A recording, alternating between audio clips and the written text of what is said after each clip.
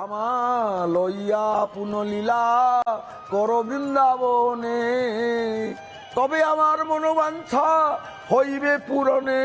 আমা লইয়া পুনলীলা কর বৃন্ଦାবনে। আহা দেখুଥିଲେ ଆପଣମାନେ ଛୋଟ ଛୋଟ ପିଲାମାନେ କୁନି ରଥଟିଏ କରିଛନ୍ତି, ସେମାନଙ୍କର ଭକ୍ତି ଭାବନା ମଧ୍ୟ ରହିଛି। ସେମାନେ ମଧ୍ୟ ଜଗନ୍ନାଥଙ୍କୁ ସ୍ଥାପନ କରିଛନ୍ତି, ମୂର୍ତ୍ତିଟିଏ ଆଣିକି ବସେଇଛନ୍ତି। ସେମାନେ ମଧ୍ୟ ରଥକୁ ପ୍ରୀତି ବଡ଼ ଦାଣ୍ଡରେ, ମୈତ୍ରୀ ବଡ଼ ଦାଣ୍ଡରେ ଟାଣିବାର ପ୍ରଯତ୍ନ କରୁଛନ୍ତି।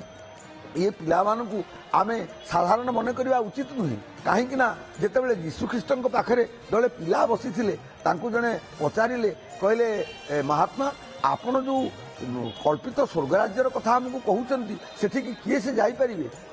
ଯୀଶୁଖ୍ରୀଷ୍ଟ ସରଳ ଉତ୍ତର ଦେଲେ ଯେ unless be converted into these small children you can not enter to that kingdom of heaven. ତମେ ଯଦି ନିଜକୁ ଏଇ ପିଲାଙ୍କ ପରି ସରଳ ନ କରିଛ, এই ପିଲାଙ୍କ ପରି ନିଷ୍ପାପ ନ କରିଛ ଯେପର୍ଯ୍ୟନ୍ତ, ତମେ ସେଇ କିଙ୍ଗଡମ୍ ଅଫ୍ ହେଭେନ୍ରେ ପ୍ରବେଶ କରିପାରିବନି। ତେଣୁ ଯାହା ହଉ ପିଲାମାନେ ତାଙ୍କର ପ୍ରଯତ୍ନରେ ରହିଥାନ୍ତୁ। ଏବେ ଆମେ ଯେଉଁ ଐଶ୍ୱର୍ଯ୍ୟର କଥା ହେଉଥିଲେ, ହେ ଦର୍ଶକ ବନ୍ଧୁମାନେ, ଯେଉଁମାନେ ଓଟିଭିରେ ଆପଣ ଏ ପ୍ରସଙ୍ଗକୁ ଅନୁଧ୍ୟାନ କରୁଛନ୍ତି, ଦର୍ଶନ କରୁଛନ୍ତି, ଆପଣମାନେ ଟିକେ ଧ୍ୟାନ ଦେବେ ଯେ ଯେତେବେଳେ ଶ୍ରୀଚୈତନ୍ୟ ମହାପ୍ରଭୁ, ଯିଏ ସ୍ୱୟଂ ନାମାବତାର, ଯିଏ ପ୍ରେମାବତାର, ଯେଉଁ ଗୌରାଙ୍ଗ ମହାପ୍ରଭୁ, ସିଏ ନିଜେ ତାଙ୍କର ମନୋବେଦନାକୁ ବ୍ୟକ୍ତ କରୁଛନ୍ତି ଯେ ମୋତେ ତାହେଲେ ନହେଲେ ବୃନ୍ଦାବନକୁ ନେଇଯାଅ, ସେଠି ମୋର ମନୋବାଞ୍ଛା ପୂରଣ ହେଇଯିବ, କାରଣ ସେଠି ତ ଐଶ୍ୱର୍ଯ୍ୟ ନାହିଁ।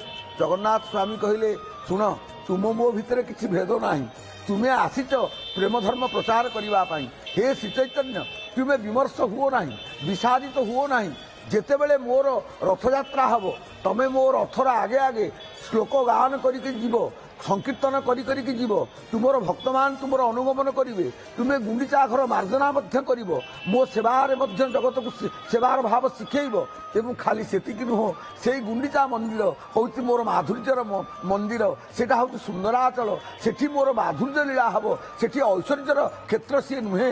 ତେଣୁ ଐଶ୍ୱର୍ଯ୍ୟକୁ ଛାଡ଼ି ମହାପ୍ରଭୁ ଯେତେବେଳେ ଯାଉଛନ୍ତି ମାଧୁର୍ଯ୍ୟ ମଣ୍ଡଳକୁ ମାଧୁର୍ଯ୍ୟ ଲୀଳା କରିବା ପାଇଁ, ସେଠି ଏ ଆଟପ, ଏ ଆଡ଼ମ୍ବର ନାହିଁ, ଐଶ୍ୱର୍ଯ୍ୟର କୌଣସି ସମାବେଶ ସେଠି ଆପଣ ଦେଖିବାକୁ ପାଇବେ ନାହିଁ। ତେଣୁ ଆପଣ ଲକ୍ଷ୍ୟ କରିବେ ଭକ୍ତର ପ୍ରୀତି ମାଧୁର୍ଯ୍ୟ କ'ଣ ପାଇଁ ଭକ୍ତମାନେ ଟାଣିକି ନେଲେ ନା, ଯୋଉଥିପାଇଁ ଭଗବାନ ତ ବୈକୁଣ୍ଠରେ ଥିଲେ, କୃଷ୍ଣ ହେଇକି ସେ କେମିତି ଆସିଲେ, ରାମ ହେଇକି ସେ କେମିତି ଆସିଲେ ନା, ଏଇ ଯେଉଁ ଭକ୍ତି, ଏ ଭକ୍ତି ହେଉଛି ଏମିତି ଗୋଟେ ଶ୍ରେଷ୍ଠ ଡୋରି, ଶ୍ରୀକୃଷ୍ଣ ଆକର୍ଷଣୀଚ। ଶାସ୍ତ୍ର କହିଲେ ଇଏ ଆକର୍ଷଣର ସବୁଠାରୁ ଶକ୍ତ ଡୋରି ହେଉଛି ଭକ୍ତି। ଯେଉଁ ଭକ୍ତି ବୈକୁଣ୍ଠ ଧାମରୁ ଭଗବାନ କୃଷ୍ଣଙ୍କୁ ମର୍ତ୍ତ୍ୟକୁ ମଧ୍ୟ ଆଣିପାରେ, ଯେଉଁ ଭକ୍ତି ବୈକୁଣ୍ଠ ଧାମରୁ ରାମଙ୍କୁ ମର୍ତ୍ତ୍ୟକୁ ଆଣିପାରେ, ଯେଉଁ ଭକ୍ତି ମହାବିଷ୍ଣୁଙ୍କୁ ତାଙ୍କର ପରମ ଧାମରୁ ଇଏ ଶ୍ରୀକ୍ଷେତ୍ରକୁ ମଧ୍ୟ ଆଣିପାରେ। ଶ୍ରୀଯୁକ୍ତ ସୁଖଦେବ ମହାନ୍ତି, ଏଇ ଯେଉଁ ଭିଡ଼ ପରିଲକ୍ଷିତ ହେଉଛି, ଆପଣ ଦେଖୁଥିବେ ଘଣ୍ଟୁଆ ମାନେ ମଧ୍ୟ ଘଣ୍ଟ କେଉଁଭଳି ଭାବରେ ସେ ଭକ୍ତି ଭାବରେ ହିଁ ବଜାଉଛନ୍ତି, କିଛି କଷ୍ଟ ହିଁ ତାଙ୍କୁ ଅନୁଭବ ହେଉନି ବର୍ତ୍ତମାନ। ତେଣୁ ଘୋଷ ଘଣ୍ଟୁଆ ମାନଙ୍କର ଯେଉଁ ଅପୂର୍ବ ଧ୍ୱନି ତରଙ୍ଗ ସେମାନେ ସୃଷ୍ଟି କରୁଛନ୍ତି, ଆପଣ ଦେଖିବେ ଯେ ଯେତେବେଳେ ଏଇ ଘଣ୍ଟନାଦ ହେଉଛି, ସେତେବେଳେ ଗୋଟେ ଏପରି ମାନେ ଶାବ୍ଦିକ ପରିବେଶ ଏବଂ ଶାବ୍ଦିକ ପରିମଣ୍ଡଳ ତିଆରି ହେଉଛି। ଆପଣ ଦେଖିବେ ଯେ ସିଏ ଅନେକ ବାଦ୍ୟର ପଟୁଆର, କାହିଁକି ନା ସେ ତ ପରମେଶ୍ୱର, ସେ ତ ସାକ୍ଷାତ ରାଜକୀୟ ବିଳାସର ଠାକୁର, ରାଜରାଜେଶ୍ୱର, ସିଏ ହେଉଛନ୍ତି ଅନନ୍ତ କୋଟି ବ୍ରହ୍ମାଣ୍ଡର ସମ୍ରାଟ। ତାଙ୍କର ଆପଣ ଲକ୍ଷ୍ୟ କରିବେ ଯେ ନୃତ୍ୟ ଗୀତାଦି ଇଏ ହେଉଛି ତାଙ୍କର ରାଜକୀୟ ବିଳାସ।